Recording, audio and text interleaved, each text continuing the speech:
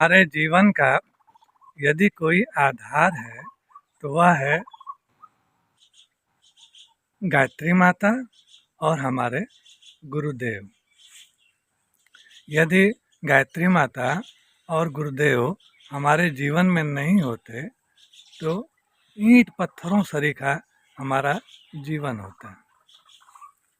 जीवन जो है ईंट में, पत्थरों में और मिट्टी के ढेर को इकट्ठा करने में ही बीत जाया करता। यद्यपि हमारे भी पास ईंट, बालू, गिट्टी, लोहे का ढेर तो है ही, जबकि हम इन चीज़ों को इकट्ठा करने का विशेष कोई प्रयास नहीं किए।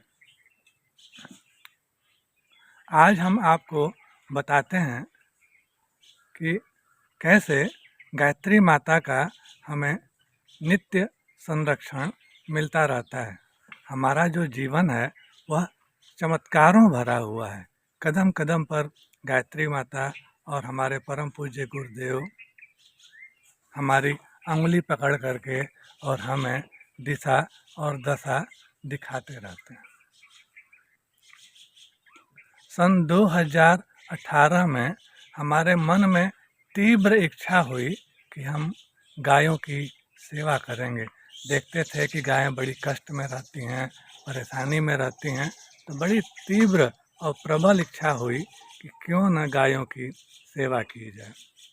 तो इसके लिए हमें जगह की आवश्यकता थी। तो हम अपने घर के लोगों से गांव पर ज़मीन के विषय में चर्चा किए, तो वो लोग हमें एकदम किनारे चारों ओर खेतों से घिरे हुए एक खेत का टुकड़ा हमें सौंप दिए और हम उस खेत के टुकड़े के चारों ओर बाउंड्री वाल लगवाए और उसमें गायें लेकर के सेवा हेतु आए। तो जब हम पहली बार गायें लेकर के आए तो हमारे इस जगह पर गायों के आने का रास्ता नहीं था। तो लोगों के खेत में उपजे हुए अनाज को ही ढांकते हुए, रौंदते हुए गायें इस गौशाला में प्रवेश की। अगले दिन अगल बगल जिन लोगों का खेत था और जिनका नुकसान हुआ वह हमें उलाहना दिए कि आपके चलते हमारा फसल बर्बाद हुआ। हम उन लोगों से बोले कि हम भरपाई कर देंगे, लेकिन यह चीज़ कितने दिनों तक चलता है, क्योंकि गायों के लिए तो भूसा की आवश्यकता होती, अनाज की आवश्यकता होती, बार बार यहाँ पे साधन का आवागमन की आवश्यकता होती, और जबकि रास्ते के नाम पर मात्र 6 इंच का मेड़ भर था। अब हमारे जीवन में असली चुनौती और परेशानी शुरू हुई। हम दूर 200 मीटर दूर भूसा अपने सर पर ले लेकर के आया करते और तब जा कर के गायों को खिलाया करते। अब हमें रोड की बहुत ही आवश्यकता महसूस हुई। यद्यपि कागज़ पर रोड था, लेकिन मौके पर रोड नहीं था। और गाँवों में रोड बनवाना बहुत ही कठिन काम है, क्योंकि कई लोगों के खेत होते हैं और सारे लोग उस रोड को काट करके और अपने लिए फसल की उपज करते हैं। तो गाँव में यदि कोई रोड खाली करवाता है तो यह जो है बहुत ही विराट कार्य है। तो अपने इस समस्या को लेकर के हम कई प्रभावशाली लोगों के पास गए, लेकिन कोई भी कार्य बना नहीं। और हम जो है मानसिक रूप से बहुत ही परेशान होते थे कि गायों के लिए भूसा कैसे आएगा, अभी किसी डॉक्टर की ज़रूरत पड़ेगी तो वो कैसे आएंगे। मतलब अनेक प्रकार की, हमें को रोज़ाना है मोटरसाइकिल से तो हम कैसे आएंगे। मोटरसाइकिल भी हम 200 मीटर दूर खड़ा करके तब यहाँ पर आया करते थे। तो एक बहुत ही चुनौती भरा कार्य था। और कोई भी जो सामर्थ्यवान व्यक्ति था, जिसके पास हम अपने समस्या को लेकर के जाते थे, ना तो वह सुनता था और ना ही कुछ करता था।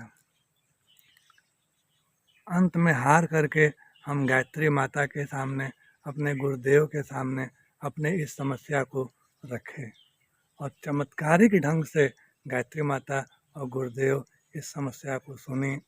हम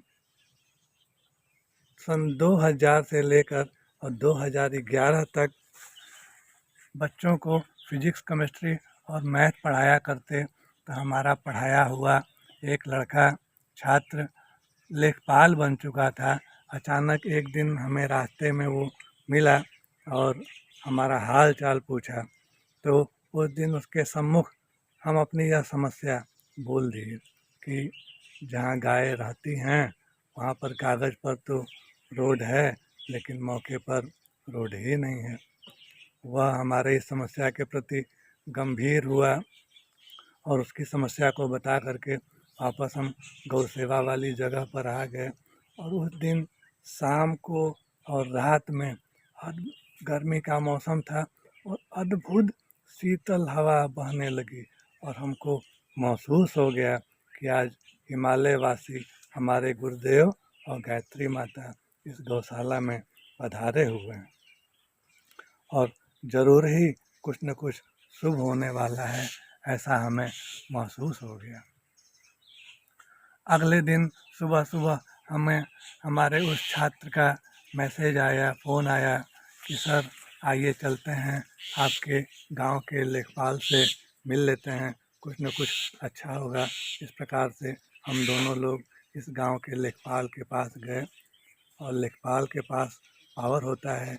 लेखपाल आए, अगल बगल के सारे लोगों को इकट्ठा करवाए, उनके सामने प्रस्ताव रखे और कुछ लोग विरोध कर रहे थे, लेकिन लेखपाल साहब कठोर शब्दों में कहे कि अगर कोई परेशान करेगा तो उसके ऊपर कड़ी से कड़ी कार्रवाई की जाएगी।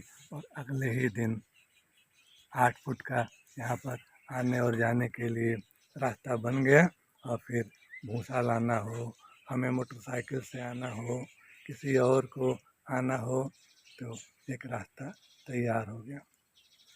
तो जो काम बड़े से बड़े पद और प्रतिष्ठा वाले नहीं कर पाए, एक साधारण सा हमारा छात्र इस कार्य को कर दिया। तो इस प्रकार से हमें नित्य निरंतर यह महसूस होता रहता है कि गायत्री माता का हर पल हर क्षण हमें संरक्षण और मार्गदर्शन और देखभाल हमारा मिलता रहता है। ऐसे ही मन में आ गया, भाव उमड़ गया और एक छोटा सा वीडियो हम आपके सामने प्रस्तुत किए। आपसे अनुरोध, हमारे इस चैनल को आप सब्सक्राइब कीजिए और इस वीडियो को लाइक कीजिए। यदि आप सामर्थ्यवान हो तो हमारे इस चैनल को ज्वाइन अवश्य कीजिए। जय गायत्री माता, जय गौ माता।